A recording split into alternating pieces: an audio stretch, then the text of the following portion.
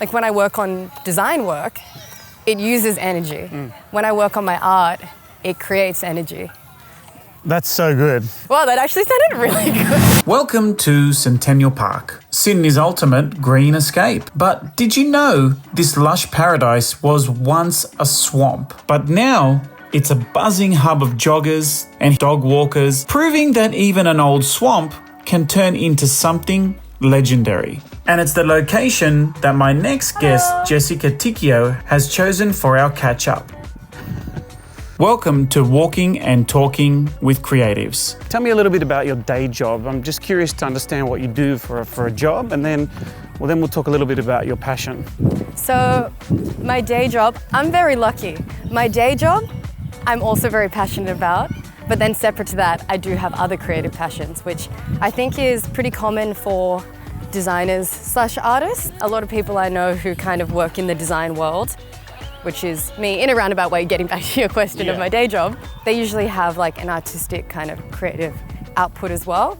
So in terms of my day job, I'm the creative director of Studio Messa. Last time I saw you, I was the art director. Now I'm the creative director. Like, it's amazing. I love Messa. I've been there for 7 years now.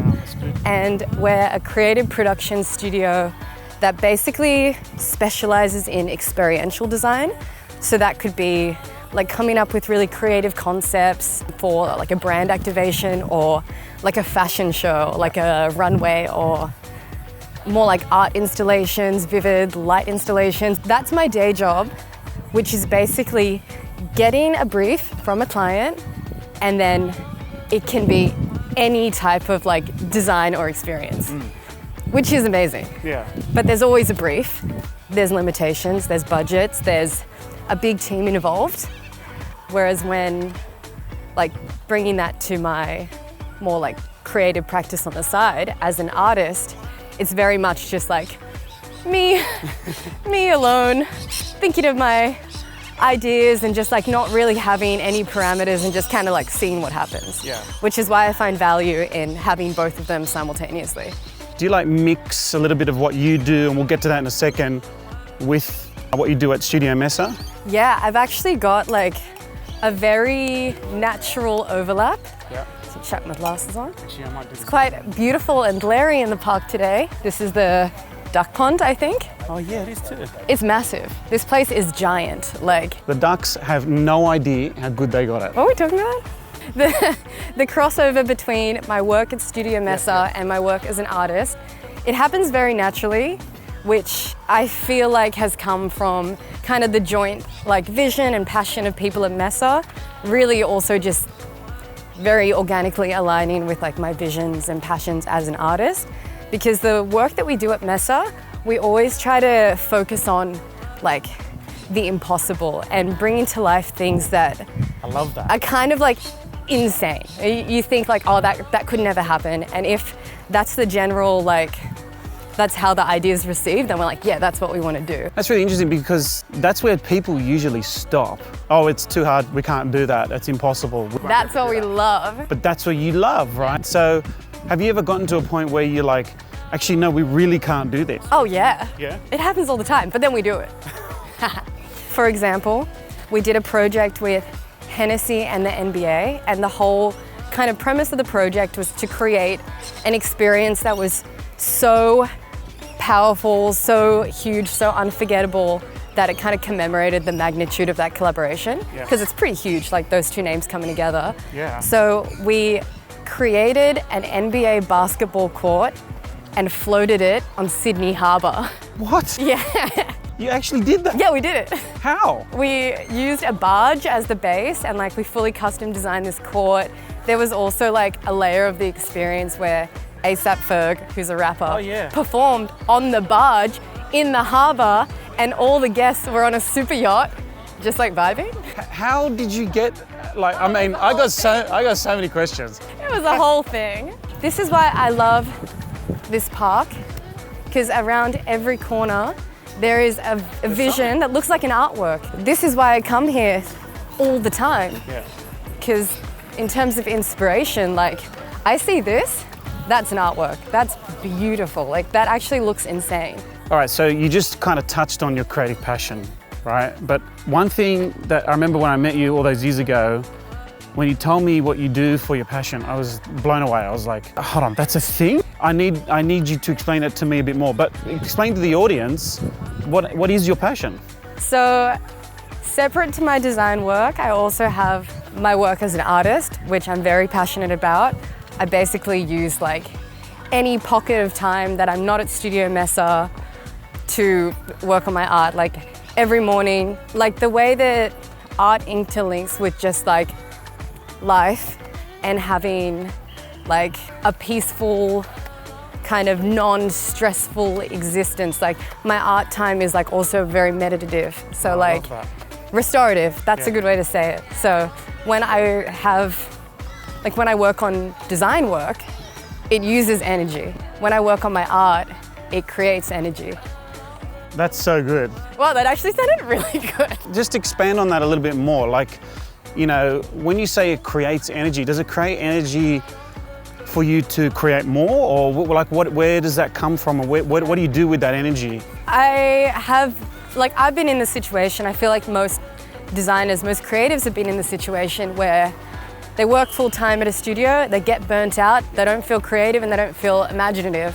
And when it comes to the weekend, they've got errands, they've got people to see. They don't have time for like just creating for the sake of creating. Yeah, like people have families, people have kids, all that. But there's just so many things that, oh, look at that tree. With the flowers that are like dropping, Go to that. Okay, let's go this way. So many things to see. This is why I come here. But in saying that, I ended up going from full-time at my studio to 4 days a week because I just found that in terms of this space for experimentation, in terms of like creativity, just having time and space to be alone, experiment, wow. And just make art, make even design, but just without the pressures of like timelines and budgets and parameters and calendar invites. Just having space to create made me so much better as a designer, because when it comes to Monday to Thursday, I'm so switched on, I'm so inspired, because now my Fridays, I just work on my art all day. Okay, so it's safe to say that the energy that you create by doing your own stuff kind of fuels your design work for your day-to-day. It absolutely does. Love that. And that's like, I didn't know that was possible. I'm very lucky. I have an amazing boss and an amazing team who like obviously allow me to have that space. But I just feel so much more fulfilled being able to do both. And I feel more inspired than I've ever felt before. Like, yeah, look at this. So Jess, tell me, why did you choose Centennial Park, particularly the Labyrinth, for your location for creative inspiration? I love Centennial Park. I love a park in general, but a massive park is like my favorite thing, because every morning I need to go for a walk. Like I have to go for a walk. If I don't, I kind of feel like I'm in a bit of a funk. I'm very routine driven, as you all see. But coming to somewhere like this park and just being able to walk around without really thinking about where I'm going, like I don't stay on the path, I just kind of walk in a direction and just see what happens. And that's how I really kind of tap into my like creative flow state. So if I'm thinking about ideas or a project, or like trying to come up with like my next artwork, or like a solution to a client like design brief, if I am able to, I'll just walk around the park and I'll use dictation on my phone and I'll just keep talking, and that's how like my ideas come to life. So I chose this specific part of Centennial Park, which is the Labyrinth right here, because I actually found this accidentally one day when I was walking around on one of these flow state walks in a trance, just like listening to random music, like what's going on? And I saw all these people, like this little girl right now, 3 different people who were by themselves, and they were all walking around in like different directions, but doing a lot of this. And I was just like, what is that? Like, what's going on? I need to get in on that. Yeah, how do I get some of that? So I approached it, and then I saw there's this massive labyrinth, which I had to do some research because I was like, what is this? A labyrinth is like a maze, but there's only one path in and out.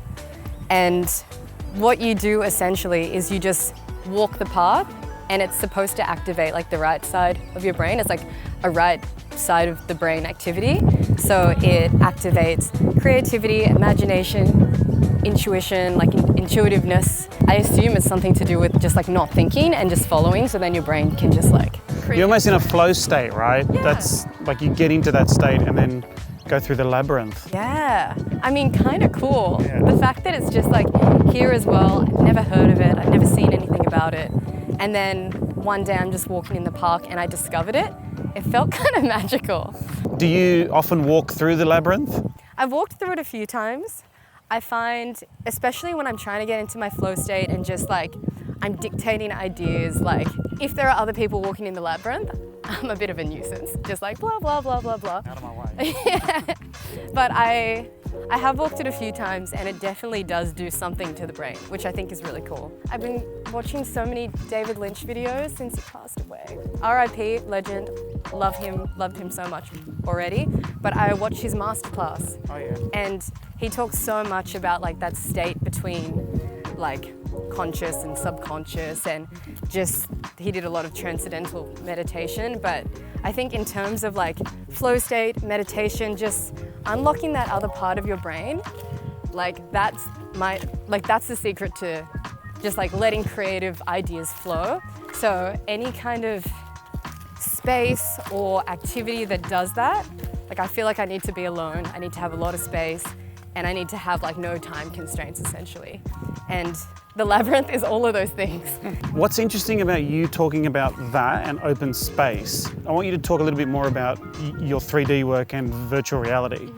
Because probably not a lot of people know the time, the effort that goes into building, 3D work. There is kind of now with AI, like for maybe people who are outside of like the industry, they could see a digital artwork and just be like, oh, that's AI. And I think that's kind of like to navigate that as a digital artist is something that I've had to think about more, like how do I document my work, how do I document my process so people see that It's not AI. it's not AI, but the kinds of work that I will create as well, I use VR headset, Oculus Medium, which is like sculpting in virtual reality, and I use that almost like an illustrator, like drawing, but you're drawing in air. in air. That's insane. It feels insane. Like if you love to draw, get a VR headset and just like enjoy, because it is crazy. You can just be like, you have the headset on, you're in a room and you're just doing this. Like you can draw all around you. Like the way that I like to do it is, like right now I've got a series that I've called Waiting for Spring, and the kind of illustrations that I'm doing, they kind of look like butterflies. So I've got this mirroring setting on like Oculus Medium. So I'll draw like an elaborate like wing and like all of this detail, and then it mirrors it perfectly on the other side. And then you can kind of like imagine you can just hold the object and like turn it around and like zoom in and like sculpt little details, kind of like a sculptor would do with clay. Like you can really just move around the whole thing 360. And then once that is kind of finessed exactly how you want it, I export it, I bring it into Cinema 4D, and that's where I add like materials and lighting and sometimes more context to like what setting is it in, and kind of like build this world around the sculpture. But people see the end result and go, AI. So I just find it also really fun and interesting, like even just watching myself sculpt and like seeing how things come to life on a time lapse. I think it's a really nice way to actually document the process, bridge that understanding, but... And also make people appreciate the effort and the work that goes into that, right? Yeah, also to remind yourself about the work and effort that you put in. Yeah. But yeah, it's very fun, I highly recommend it. Oh, I forgot I had postcards in here. Wait a second. Okay. Wait, what do you got here? So, anywhere I go, Yeah. I always have a sketchbook.